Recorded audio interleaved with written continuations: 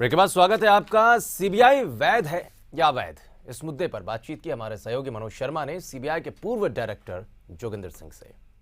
Guwahati high court के फैसले के बाद सीबीआई के सामने बड़ी समस्या पैदा हुई है। हालांकि केंद्र सरकार सुप्रीम कोर्ट चली गई है, लेकिन कई आरोपियों ने अपनी अपनी अदालतों में पहुंचकर उनकी सजा को मुअत्तल करने की मांग करनी शुरू कर दी। मेरे साथ हैं सीबीआई के पूर्व डायरेक्टर जोगिंदर सिंह जी। उनसे पूछते हैं कि किस तरह से इस पूरे मामले को देखते हैं। कोर्ट जो है कॉन्स्टिट्यूशनल कोर्ट है और इस फैसले में एडिशनल सॉलिसिटर जनरल मल्होत्रा ने भी कहा है कि बड़ी कंट्राडिक्टरी जजमेंट है, नॉट एक्सेप्टेबल इन किसी ना लॉजिक से ना लॉ से। अब जो है सीबीआई जैसी चीज़ कानून में तो है ही नहीं, ये बिल्कुल बात हाई कोर्ट ने ठीक कही है। उन्होंने सरकार ने कपड़े बदल दिए, उसका नाम एसपीई का नाम सीबीआई दे दिया नोटिफिकेशन के जरिए।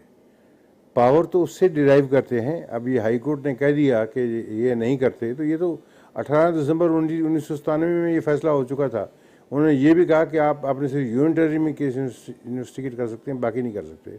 वो तो उन्होंने कहा जब यहाँ सीबीआई फंक्शन करती है स्टेट की कंसेंट से करती है, अपने आप नहीं करती। जिन्होंने कंसेंट दिया उनके यहाँ काम करेगी, तो उनकी जुरिसडिक्शन है प्राइमरी रहेगी। कह देना कि इलीगल है, इसका मतलब है कि जो सुप्रीम कोर्ट ने फैसले दिए हैं वो सारे इलीगल हैं। जैसे उन्होंने कहा कि जो है 2G सीबीआई इन्वेस्टिगेट करे, ये कोलगेट सीबीआई इन्वेस्टिगेट करे।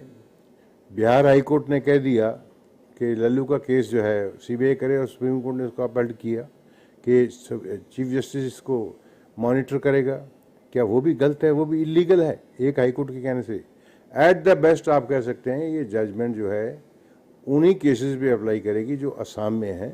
बाकी जिन्होंने आदर्श का दिया है, पंजाब के एक हाई कोर्ट जज के ऊपर करप्शन केसेस चल रहे हैं, वो सारे इलीगल हो गए एक हाई कोर्ट से कहने के लिए। हाई कोर्ट का कहना है कि ये कानूनन एजेंसी है, तो पुलिस फोर्स की तरह कैसे कार्य कर सकती है? ऐसा है, ये सारी पावर उससे डिराइव करती है, सारी पावर उससे डिराइव करती है। अगर मान लिया इरेगुलरिटी है तो ये क्योरेबल है, इनक्योरेबल नहीं है। जिसका मतलब सारे भी जो अक्यूज हैं उन सबको छोड़ दीजिए,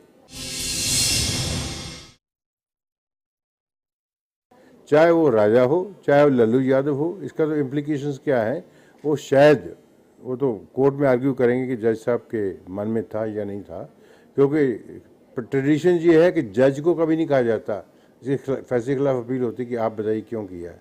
वो तो या सीबीआई को कहते हैं, सीबीआई में तो इसमें कोई इनको डिफेंड नहीं करेगी।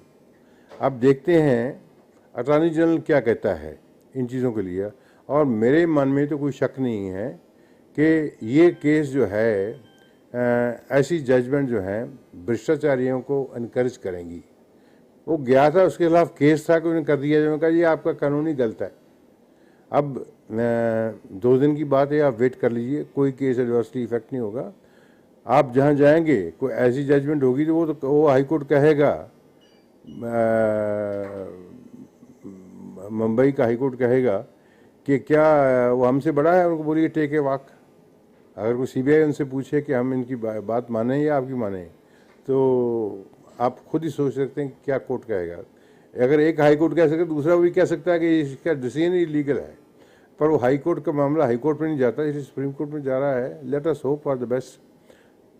हमें क्या फ़र्क पड़ता है, जो सरकारी अफसर हैं वहाँ पे, उसको ज़्यादा बंद करना तो बंद कर दो एंटी करप्शन। वैसे भी सरकार बड़ी कीन। तो साफ है कि भ्रष्टाचारियों को बचने की जो गुहार आरोपियों ने लगाई है वो पूरी बिल्कुल नहीं होगी। कैमरा सहयोगी कुंदन गुप्ता के साथ Manoj Sharma, A to Z news, Delhi.